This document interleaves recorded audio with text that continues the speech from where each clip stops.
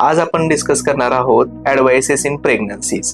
Early pregnancy संबंधी जे काही ॲडवाइसेस आहेत ते आपण आता डिस्कस करूया.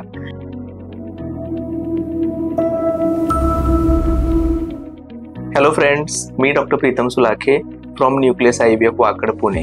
याच्यामध्ये सर्वात महत्त्वाचं येतं डाएट संबंधी. आता बऱ्याच वेळा पेशंट मला म्हणतात की सर काय जेवायचं काय नाही खायचं. तर सर्वात महत्त्वाचं प्रेग्नन्सीमध्ये असतं की जे आवडतं ते तुम्ही खाऊ शकता. ज्या सीझनमध्ये तुम्ही आहात किंवा ज्या प्रांतांमधून तुम्ही आलेला आहात त्या सर्व गोष्टी तुम्ही तुमच्या आवडीनुसार खाऊ शकता. एखाद्या साऊथ इंडियनला तुम्ही म्हणाल की तुम्ही भात खाऊ नका, तर इट इज नॉट पॉसिबल. त्यामुळे पेशंटला तुम्हाला जे आवडतं ते तुम्ही खाऊ शकता.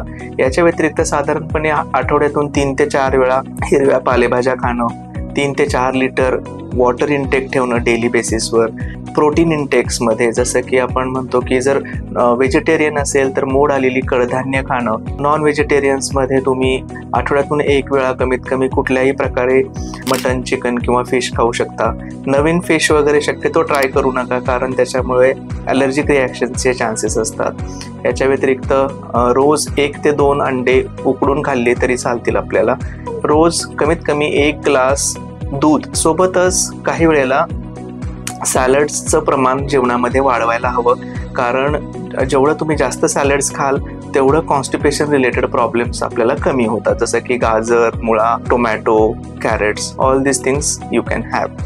याच्या व्यतिरिक्त आता प्रेग्नन्सीमध्ये आपण एक्सरसाइज संबंधी थोडंसं डिस्कस करूया. आपल्याला जेवढं झेपेल तेवढंच एक्सरसाइजेस करायचे. आपण म्हणून म्हणतो की एक्झर्शन होईल असं काही शक्यतो करायचं नाही. त्यामध्ये आपण रुटीन वॉक आहे, 20 मिनिट्स ग्राउंड लेवलला वॉक किंवा तुमच्या अपर बॉडी एक्सरसाइजेस या गोष्टी आपण करू शकतो. जरी टेक्स्टबुक सांगत असतील स्विमिंग सारख्या एक्सरसाइज तुम्ही करू शकता, पण शक्यतो अवॉइड केलेला बेटर, कारण आजकालचे जे प्रेग्नन्सी आहे ती आफ्टर द एज ऑफ 25-28 होते, त्यामुळे शक्यतो अवॉइड केलेलं बरं. पुढचा प्रश्न असतो पेशंटचा की सेक्शुअल कॉन्टॅक्ट ठेवला तर प्रेग्नन्सीत चालतो का. यामध्येही टेक्स्टबुक सांगतं की फर्स्ट 3 मंथ्स आणि लास्ट 3 मंथ्स हे सोडून 4th, 5th, 6th मंथ तुम्ही सेक्शुअल रिलेशन्स ठेवू शकता. पण कन्सिडरिंग प्रिव्हियस प्रेग्नन्सी लॉसेस किंवा प्रिव्हियस एबॉर्शन्स असतील किंवा प्रीमॅच्युअर डिलिव्हरीज असतील तर या किंवा काही मेडिकल डिसऑर्डर्स असतील तर अशा केसेसमध्ये शक्यतो रिलेशन्स न ठेवलेलं बरं.